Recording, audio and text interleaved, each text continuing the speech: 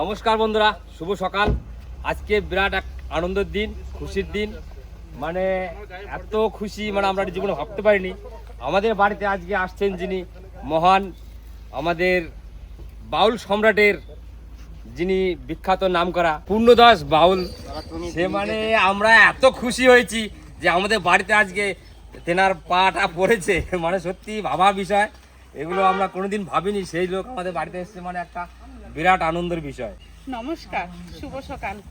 আমি কোনোদিনও ভাবি নাই যে এই মহত্তর চরণধুলি আমাদের এই কুঠিরে পড়বে। সত্যি আমি কোনোদিন স্বপ্নেও কল্পনা করতে পারিনি।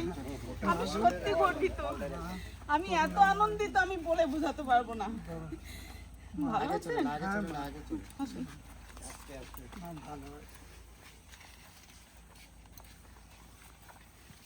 মানুষ বলে অতি আনন্দ পেলে চোখে জল আসে। সত্যি আজকে আমি এত আনন্দিত, আমার চোখে জল এসে গেছে আজকে।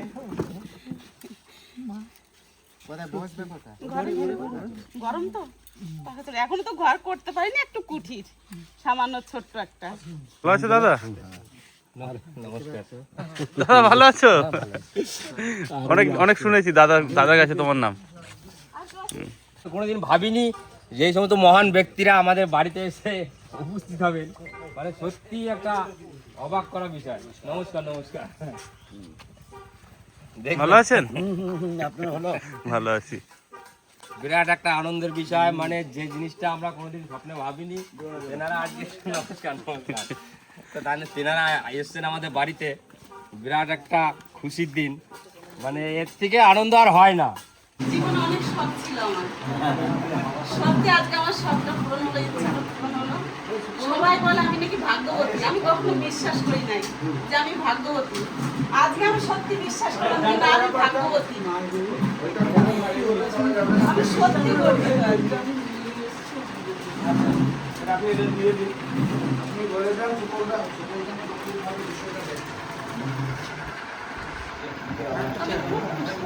আমি যতটা আশা করেছি, আমার আশার বাইরে আমি পেয়ে গেলাম। সত্যি আমি গর্বিত। আজকে আমরা এত খুশি, আমাদের পরিবার এত খুশি, সেটা বলে বোঝাতে পারবো না। এনাকে তো গোটা বিশ্ব চেনে, বিশ্ব ইনি বিশ্বে 140টা দেশে ঘুরেছেন, 165টা। আমেরিকার যে সিঙ্গার বব ডিলান, ওনার সঙ্গে স্টেজ পারফরমেন্স করেছেন। তারপরে আমাদের যে রাষ্ট্রপতি দেশের রাজেন্দ্র প্রসাদ, উনি ওনাকে বাউল সম্রাট উপাধি দিয়েছেন। আমি আর কিছু বলতে চাইছিলাম, আমার আমি জানি না কিছু ওনার সম্বন্ধে। আমি যত বলবো ততই করবে, গোটা বিশ্ব সমর্থিত। আমরা আজকে আত্মহারা আনন্দের ছেলে ইনি। হ্যাঁ, আর ইনি হচ্ছেন বিশেষ। তো আমি আর কিছু আমি কি বলবো, আর সবটাই সম্ভব হয়েছে এই যে দাদা আর এটা স্যার সভাপতি। হ্যাঁ, স্যার এসছেন, আর দাদারা এসছে সঙ্গে। এই দিনটা হয়তো বলে বেরোবো, এই দিনটা কি দিন আজকে আমাদের কাছে, আমি আর কিছু বলতে পারছি না। আরেকটা ব্যাপার, দাদাদের একটা জমি আছে কামারপাড়াতে। কামারপাড়াতে একটা জমি আছে, অনেক পুরোনো 4 বিঘে জায়গা। সেই জায়গাটা কিন্তু ওখানকার লোক দখল করেছে। সেই জায়গাটার ব্যাপারে দাদাই ভালো বলতে পারবো। দাদা যদি বলে দেয় জায়গাটা কি পরিচয় হয়েছে, দাদাদের একদম নিজেদের জায়গা একদম। ওটা হচ্ছে কামারপাড়া বাস স্ট্যান্ড থেকে যে মন্দিরটাও আমার জমির উপরে করেছে, এবং প্লাস ওখান থেকে 4 বিঘে। আমরা রাস্তার জন্য জমিটা দিয়েওছিলাম, তারপরেও দেখলাম এই লকডাউনের পরে দখল হয়ে গেল। প্রথম বাড়ি উঠেছিল 4টে একতলা করে, এইবার গিয়ে দেখলাম প্রায় 11 বাড়ি উঠে গেছে এবং 2তলা হয়ে গেছে। এইটা আমরা ফেরত পাওয়ার জন্য ডিএমকে জানিয়েছি।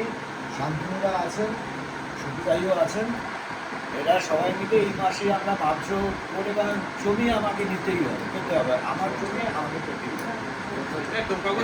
আপনাদের সাহায্য চাই, সহযোগিতা ভালো থাকবে। আর আমাদের এখানকার মানুষের তো অবশ্যই পাশে নেওয়া দরকার। আমাদের গর্ব যে স্যার এখানে ছিলেন, সেই জায়গাটা ওনার, ওই জায়গাটা আমাদের সকলের দায়িত্ব আমার মনে হয়, জায়গাটা যেন উনি ফিরে পান। সবার মুখে মুখে ঘুরে হ্যাঁ, এই বাউল নামটা উনি প্রথম বিশ্ব সমর্থিত করে। গ্রাম থেকে শহর, শহর থেকে বিদেশ, টিভি রেডিও সব ওনার। আমাদের 165টা দেশ ঘুরেছেন পৃথিবীতে, যেখানে বাউল গানকে ছড়িয়েছেন। আমাদের কাছে গর্ব।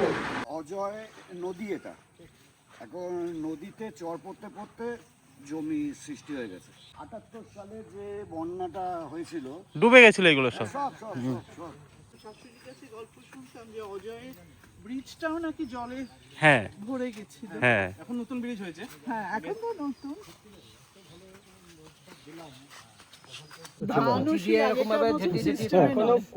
এখন আর ঢেকিতে ধান বানা হয় না। তারপরে আগে তো ঢেকিতে ধান বানতো গ্রামে, এখন ওই মেশিন নেই। এখন তো আমাদের ধানই সিদ্ধ করে না, এখন বিক্রি করে দিয়ে চাল কিনে এনে খাওয়াতে হয়। ঢেকি ছিল। ধানটা বিক্রি করে দিল, আমরা তো সেই হ্যাঁ। অ্যামাউন্টে চাল নিয়ে হ্যাঁ, চাল নিয়ে আসতে হলো, অল্প করে নিয়ে আসা হলো, আবার পরে দেখা যায় যে আনতে হচ্ছে। কেমন লাগছে বলো আমাদের গ্রামের পরিবেশ? ভালো লাগছে।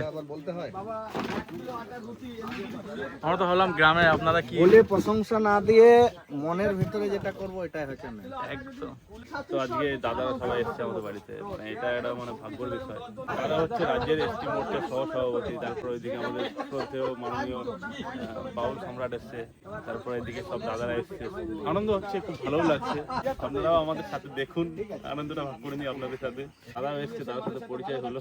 ঠিক আছে, আপনাদের ভিডিও আমরা দেখি, আপনারা আরো ভালো ভালো ভিডিও কন্টেন্ট বানান। আচ্ছা আচ্ছা, ভিডিও দেখেন। কানে শুনতে পারি গান, অভিনয় দেখতে পারি, কিন্তু এমন এমন জিনিস আছে ছোঁয়া যায় না। আজকে যে আমি ছুঁতে পেরেছি, স্যার এটা আমি সত্যি বলি, এর থেকে কিছু থাকে না। শান্তিতে আসতে হবে, ভালো থাকতে হবে, মানে অন্য কিছু আশা সব পরিপূর্ণ হয়, সব পরিপূর্ণ। আপনি আশীর্বাদ করছেন আমাকে? ঠিক আছে, আমি যে আশীর্বাদও পাবো এটা আমি কোনোদিন ভাবতে পারি না। বাউল হচ্ছে দর্শন, ইনি একজন দার্শনিক, একটা উপলব্ধি বাউল। ইনি হচ্ছে সেই দর্শন, একজন দার্শনিক। ওই যে পড়াশোনা করে পিএইচডি করছে না, পিএইচডি একটা দার্শনিক সেই পর্যায়ে, কিন্তু এনারাও তার উপরে আরো উপরে দার্শনিক। হ্যাঁ, মানে বিশ্ব ব্রহ্মাণ্ডের জ্ঞান রাখে এনারা। হ্যাঁ, এটা ভাগ্যে না থাকলে পৌঁছানো যায় না অত দূরে। সবাই কি তার বাউল হতে পারতো, তাই না? মা সরস্বতী যাকে দান করে যে জিনিসটা, সেটা হ্যাঁ। মানে সীমারেখার বাইরে দান করে দেয় ওইটা। এটা কিন্তু মা ঠিক জানো তো, পড়াশোনা মানুষ চাইলে চেষ্টা করলে পারে, কিন্তু কণ্ঠ কিন্তু মা সরস্বতী সকলকে দেয় না। মা সরস্বতী না দিলে কখনো কণ্ঠ থেকে স্বরটা বেরোয় না। হ্যাঁ, পড়াশোনা সকলে চেষ্টা করলে করতে পারে, কিন্তু গান হবে না।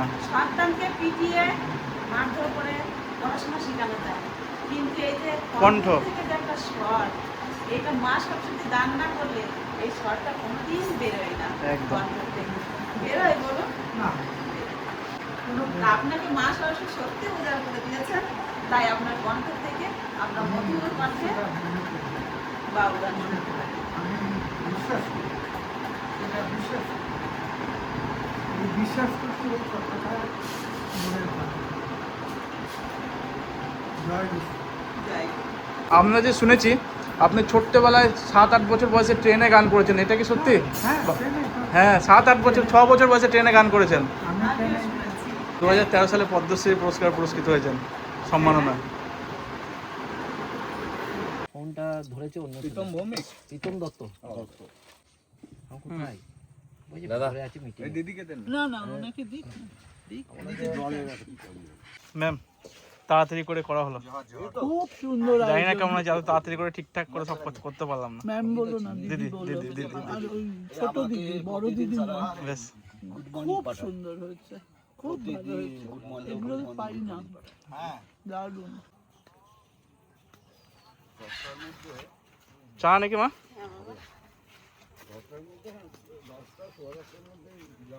দিদিকে দাও।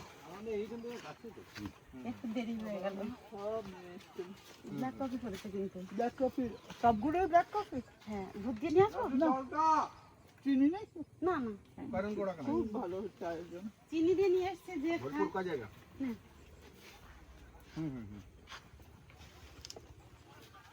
এ পিএইচডি করছে। আচ্ছা, কি সাবজেক্টের? আমার কথা সাহিত্য বাংলা। আমি হরিশঙ্কর জলদাসকে নিয়ে কাজ করছি, বাংলাদেশের লেখক। আচ্ছা, তোমার ইয়েকে মানে আমার গাইড, তার আন্ডারে? হ্যাঁ, গাইড হচ্ছে আমার গাইডের নাম হচ্ছে তপন মণ্ডল। আমাদের এখানকার। না, উনি বনগায়। আচ্ছা, বাহ। দেখো ছোটন, কথা সাহিত্যের ওপর পিএইচডি করছে। কে নিয়ে যাচ্ছ? এই যে জিলাপি ওই দাদাদের জন্য। জিলাপিটা দেওয়া হয় না? হ্যাঁ, না মনে ছিল না ভাই, তাড়াহুড়ো করে। দাদারা খুব তাড়াতাড়ি করছে না? হ্যাঁ, ওই জন্য তো দাদাদেরও খিদে লেগে গেছে। মা, বলো। এটাকে তাহলে বাউল সম্রাটের খাবার তো? হ্যাঁ, বাবা সুন্দর খাবার এটা। এটা কি দিয়েছো? স্যারের খাবার এটা ছানা আছে, হুম। শসা আর মাখানো মুড়ি আর জিলাপি। হুম।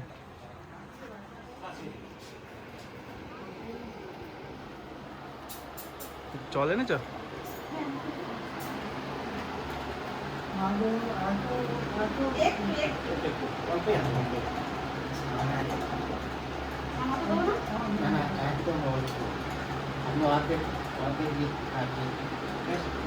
আপনি নেন না, যতটা নেবেন।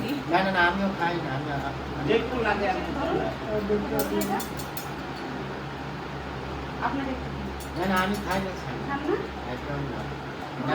খেতে পারবেন না। এলাকা করে নিয়ে আসেনি?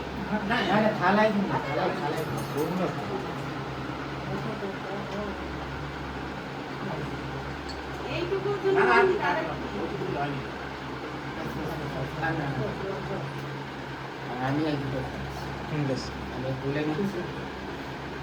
কি তুলে নেবেন? গরম জিলাপি একটু খেয়ে দেখবেন, মুড়িটা খেয়ে দেখবেন। জিলেবি খাচ্ছে, আমি আর কিছু না। না, একদম না। শসাটা নেবেন না? বেশ, এই প্রসাদ যে পেয়েছি ওই গ্রামের মধ্যে, এতে আমি অনেক খুশি। আচ্ছা, ঠিক আছে। সব জায়গায় সব জিনিস পেলে খাওয়া বেশ। যায়। আমাদের ইনাম বাজারের ভিতরে হ্যাঁ যে দোকানটাতে নিয়ে এসছি নিরামিষ চপ সব নিরামিষ থাকে মিষ্টি দোকান। ওই দোকান থেকে কারিগর সব এসেও বানায় নাই ধরো আমার দরকার তুমি 1 কেজি জিলাপি করে দেবো আমাকে আগে 20টা চপ শেখে দেওয়া আগে বলে আমি করে তাদের চপ করে দিয়েছি।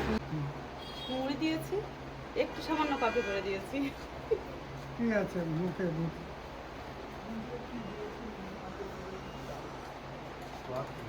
খুব ভালো, খুব ভালো। একটু লেট হয়ে গেছে, তাড়াতাড়ি বেরোচ্ছে, ওই জন্য বলছি সামান্য একটু মুখে দেন। মুখে দিয়েছি মা। ঠিক আছে। না, এখান থেকে গরম আছে। তাহলে আবার আসবেন? হ্যাঁ, আবার আসবো। ঈশ্বর মঙ্গল করুক, ভালো থাকো, সুখে থাকো, আনন্দে থাকো, সুস্থ শরীর। খুশি আছি। জয় গুরু। আবার আসবেন তাহলে আমি আরো খুশি হব। বাবা যাচ্ছে ধরে নিয়ে যাচ্ছে। চলো মনের শান্তিটা একজন মহৎ ব্যক্তির সাথে কথা বলে যে মনের আনন্দটা পাওয়া যায় সেটা আজকে উপলব্ধি করতে পারলাম। খুব ভালো। তো সত্যি খুব গর্ব হচ্ছে। মানে এক সময়ে জয়দেব মেলাতে গেলে এনার গান শোনার জন্য সবাই তাকিয়ে থাকতো যে কখন আসবে, কখন গান শুনবো এনার। মানে সত্যি সেই দিনগুলো ভাবলে অবাক লাগে। জয়দেব মেলাতে আসরে আসরে গান গেয়ে বেড়াতেন, মানে সেদিনগুলো আজকে কোথায় চলে গেছে মানে কোনো খোঁজ খবর নেই। সেই লোক আজকে আমাদের বাড়িতে এসে মানে এটা একটা জীবন ধন্য হয়ে গেছে আমাদের। মানে এর থেকে গর্বের কিছু হয় না, এর থেকে ভালোর কিছু হয় না। আমাদের ভাঙা বাড়ি, ভাঙা রাস্তা, না আছে নামার জায়গা, না আছে ওঠার জায়গা, মানে এত কষ্ট করে তবু যে নিয়ে এসছেন, এটাই আমাদের কাছে সব থেকে বড় একটা পাওনা। আনন্দ দিদি, মানে এর থেকে আনন্দ যোগাযোগ আর কিছু থাকবে। হয় না। গাড়িটা বেশ গেলেই ফোন করবে। বেশ। দেখি না, দেখ কখন দিলে।